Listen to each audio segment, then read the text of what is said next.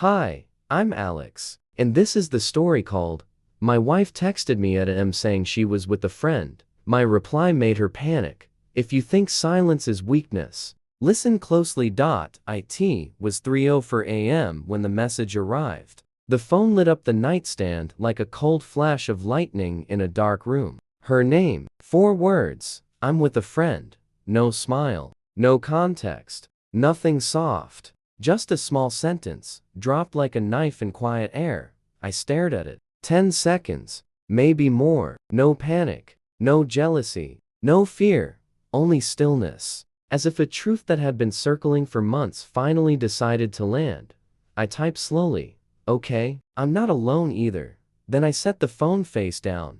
The screen went dark. Silence returned. The refrigerator hummed. The wall clock ticked. And inside me, nothing moved. 8 years married. No children. Attempts abandoned in silence. 2 careers. 2 lives that used to run together, then drifted apart without blame or conversation.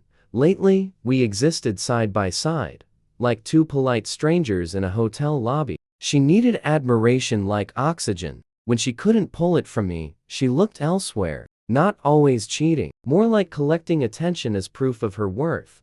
A late work drink, a laugh that lasted 1 second too long, a phone angled away, little tests, little games. I used to engage. Now, I simply observed. 3:06 AM the first call. Declined. 3:07 second. Third, buzzing against wood like something shaking in its cage. By 3:10 AM, she had called 5 times. Sent 6 messages. Are you serious? Who are you with? Pick up. This isn't funny, please answer.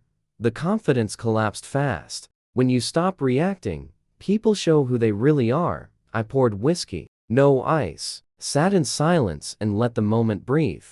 More calls, more messages, fear growing in each one, a frantic tone now replacing arrogance. I swear it's not what you think. Please talk to me. I didn't open them. I let the phone glow and fade, like a lighthouse searching for a ship already sunk. 3:45 AM. Silence. Then a final text. I'm coming home. Headlights cut across the curtains at 4:12. Car door. Footsteps. A shaking breath. Where are you? I didn't answer. She found me in the dim living room, sitting in calm darkness, her hair messy, eyes red, jacket half on, her breathing fast, hands shaking. Who are you with? She demanded. I looked up, voice steady. Does it matter? Something inside her cracked. Not loud, quiet, like a fracture in glass. She cried. Not the angry kind. Not performance. Real panic. Fear of losing control. Fear of being mirrored. Fear of realizing the game suddenly had 2 players. By dawn, she sat on the floor, knees pulled to her chest, voice small. Are we over? I looked at her for a long time. I don't know, I said. Maybe we're just even. She went upstairs. I stayed seated. Her phone buzzed once on the counter. Same number as before. A tiny, guilty vibration in a dying room. Sunrise crept in, pale and tired. Light washed over everything like a quiet truth. And in that slow, gray morning air, understood something simple. Maybe she didn't cheat. Maybe I didn't want to know. Maybe we both crossed a line long before 3 AM. Sometimes the real ending comes softly, not with shouting, not with doors slamming, just silence, and the knowledge that nothing after this will feel the same. The sun came in gray, thin light through the blinds, the kind that doesn't warm anything. I sat on the couch until the lines of light reached the edge of the table. She was upstairs. I could hear water running, the shower, doors opening and closing, that small rhythm people fall into when they don't know what to do next. I went into the kitchen. The sink still smelled faintly of whiskey and soap. I made coffee, but it tasted metallic, like the water came through old pipes. The phone was still on the table. Notifications had stopped sometime around 5:30. The silence felt heavier than the buzzing had. I thought about reading her messages. Then I didn't. Whatever answers were there wouldn't fix the fact that I already knew the shape of them. Around 6, she came downstairs, hair wet, eyes swollen, wearing one of my old sweatshirts. She looked like someone who'd aged 5 years in 2 hours. Neither of us said good morning. She stood by the counter, watching the coffee drip. I didn't sleep, she said. I know. The air between us stayed still. She opened her mouth, closed it, opened it again. I don't know what you think happened. I don't think anything, I said. That's worse, she whispered. Maybe it was. She looked at the cup in my hand. Can I have some? I poured a second mug. She took it, held it with both hands, didn't drink. Who are you with? She asked again, quiet now. I stared at the steam. Does that change what you did? She blinked hard. I didn't do anything. Then it shouldn't matter, I said. I watched her fingers tighten around the mug. For a second, I thought she might throw it. She didn't. She put it down carefully, like control was the only thing left. I went out with Mia, she said finally. We had drinks. I lost track of time. That's all. Mia, I repeated. Yes. She texted you at all? She hesitated just long enough to answer the question I hadn't asked. No, right. We both knew Mia doesn't exist in that hour of the night. She started pacing, small steps, bare feet against cold tile. I just wanted you to notice. That's all. I let the words sit there. You wanted me to notice what? That I still exist, she said, almost laughing, but there was no humor in it. You don't look at me anymore. You don't ask anything. I stopped asking when you stopped answering. She shook her head. You always turn it around. No, I said. I just stopped playing. Her breathing got shallow. She pressed her palms to the counter, looking down. You think I cheated? I think you wanted me to think that. That's not fair. Neither was the text. She covered her face with her hands. I didn't mean it like that. I know. Then why are you doing this? Because you finally said something honest, I said. You wanted attention. You got it. Now, you don't like what it feels like. She looked at me through her fingers. You sound like a stranger. Maybe I am. The clock on the wall ticked. 6:47 a.m.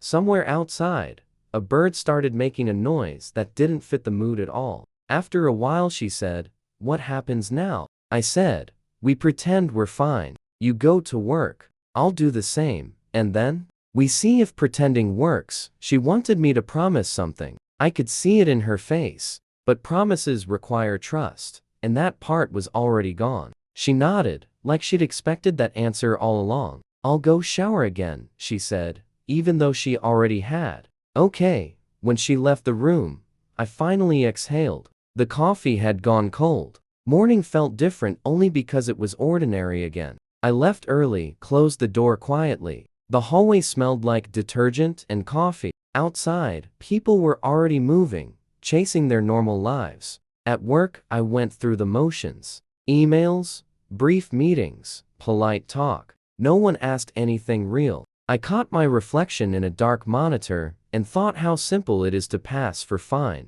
Around noon, she texted, "Hope your day's okay." I answered, "Busy." That was all. The distance between those two words felt like miles. In the evening, I came home to lights already on. She was sitting on the couch, laptop open, half watching a show. She smiled when she saw me, but it looked careful, like a rehearsal. "Dinner's in the fridge," she said. I nodded, warmed it up, ate standing. We talked about traffic, weather, small things that didn't belong to either of us. Later, she went upstairs. First, I stayed longer, listening to the quiet house. It was almost peaceful. The next few days repeated themselves. Work, short texts, neutral tone. The silence turned into a routine. We could both survive. Sometimes I'd catch her looking at me as if waiting for permission to speak. I didn't stop her. She didn't start. Friday evening, she brought home groceries we never used before. New brand of tea, different kind of soap, small replacements. I noticed, but said nothing. Maybe she was trying to build a new version of normal. Maybe I was letting her. One night, late, we both ended up in the kitchen at the same time. She poured tea. I reached for a glass of water. Our arms almost touched. She said, "We could try again, can't we?" I looked at her. "We can try to be honest," I said. She nodded, staring into the steam. "That's fair," she whispered. The moment passed quietly. No promises, no plans. Just an understanding that pretending had limits. The following morning felt light, not because anything changed, but because neither of us needed to push anymore. I sat on the balcony with coffee, the city waking below. The air was cool. She opened the window behind me, said, "I'll make breakfast." Her voice was steady. I watched the light move across the buildings and thought about how silence can turn from punishment into peace if you let it. Maybe this was the start of something smaller, but more real. Maybe it was just a pause before the inevitable. I didn't know. I just knew the quiet didn't feel like a weapon anymore. It felt like truth. Days kept stacking up, smooth and almost silent. Work, home, sleep, repeat. It wasn't happiness, but it was calm. Sometimes that's close enough. We didn't talk about that night again. It sat between us like a closed door that neither of us wanted to open. Once in a while, I'd catch her scrolling through photos on her phone, old trips, birthdays, moments that looked warmer than they had felt. She'd glance at me, then lock the screen. No words, no explanations, just small movements around the same orbit. I started cooking more. She started coming home earlier. We didn't plan that. It just happened. The house began to sound normal again. Footsteps, the click of plates, the low hum of the dishwasher. Every sound that used to irritate me now felt like proof that something still lived here. One Sunday morning, she asked if I wanted to go for a walk. We hadn't done that in years. We walked 2 blocks without speaking. Then she said, "Do you think we'll ever be the same?" I said, "Probably not." She nodded, like she already knew. "Maybe that's okay," I agreed. We kept walking, slow, deliberate, the kind of pace people use when they're not in a hurry to reach anywhere. At home later, she opened all the windows. Fresh air, faint smell of rain. I sat at the table and watched curtains move in the breeze. It felt almost like forgiveness, but lighter, less about guilt, more about acceptance. That night, we watched a movie together. No touching, no distance either. Just quiet company. When she fell asleep on the couch, I looked at her for a long time. Not searching for answers, just remembering. Around midnight, I wrote a few lines on my phone. Not for her, not for anyone. Something like this: "Sometimes love doesn't end with anger. Sometimes it fades into honesty. And sometimes that's the gentlest ending you can ask for." I saved it, turned off the light, and listened to her breathing beside me. The house was still. The clock ticked. No messages, no questions, no need for more words. Just the quiet, and the life that would go on inside it.